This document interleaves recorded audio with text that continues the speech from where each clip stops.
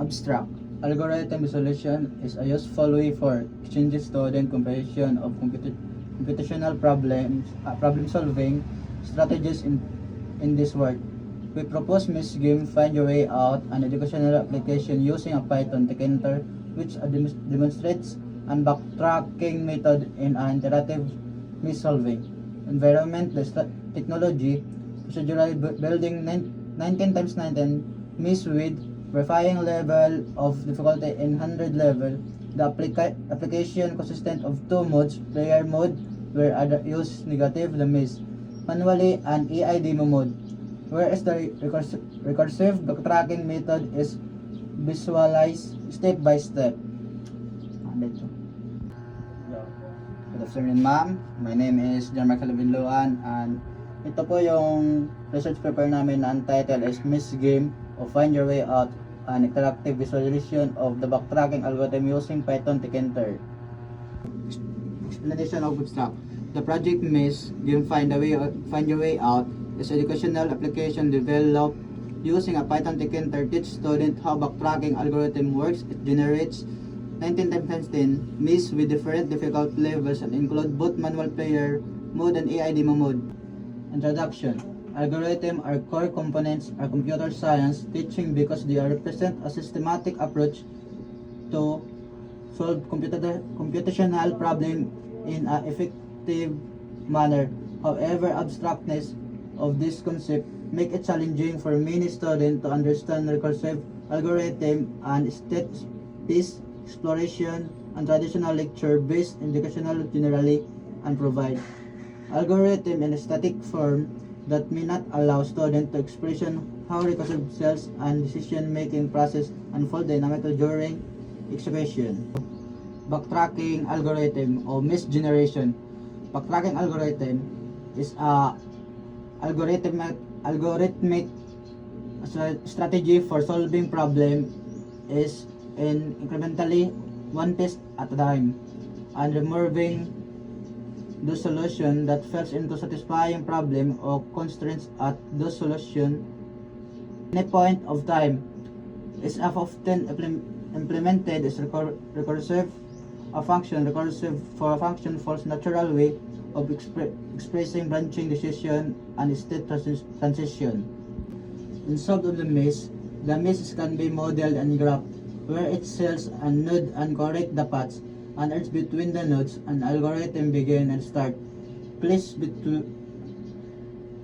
and recursive reaches with neighbor and cells and current path does not lead to a goal and algorithm backtrack and prior the place try on the path. The backtracking procedure of the game is based on 4 main stages. Number 1, choose a direction and go. Number 2, if you come to dead end, return the way you last were and try a different direction. Number 3, visit and cells are marked so we don't visit place we've already been. Number 4, continue recursive until the find the exit.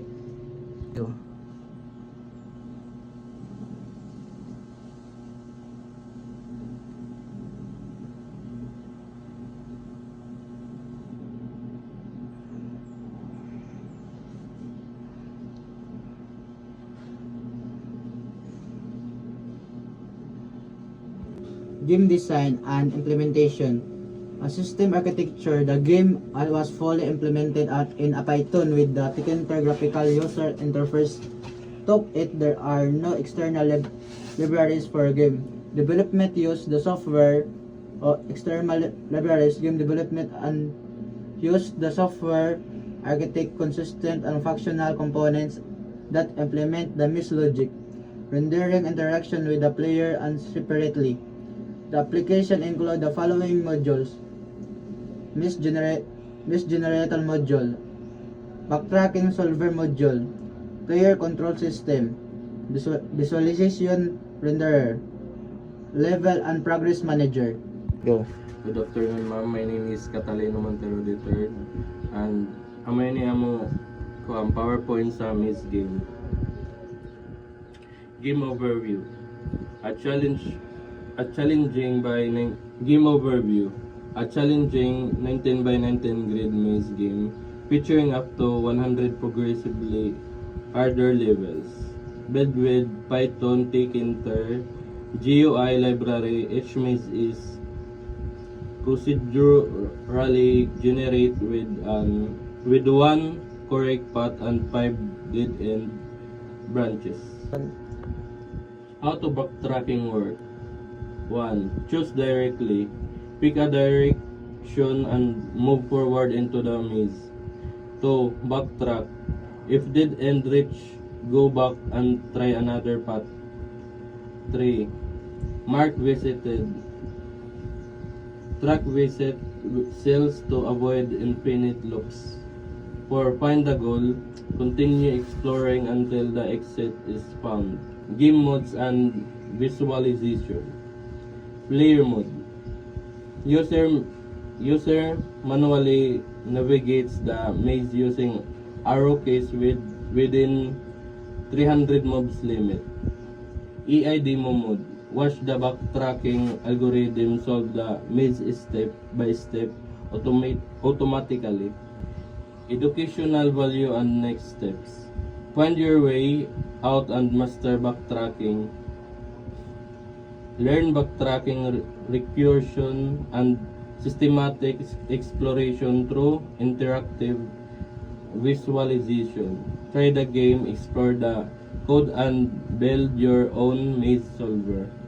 So, hello, ma'am. My name is Pinya Francis Fernandez. So, this is our system, ma'am. So, game maze, find your way out. So, when you start the game, ma'am, isang new features is na run for backtracking demo, then exit. Then, if no time start na to, is makita na to ang kuan. Ato siya, so example, maze gid din siya, ma'am. So, example, dili. Ato siya harap kita ng kuan na way para magawas na yung kuan, makagawas kita sa maze. Wait sa ma'am, tapos kini victory.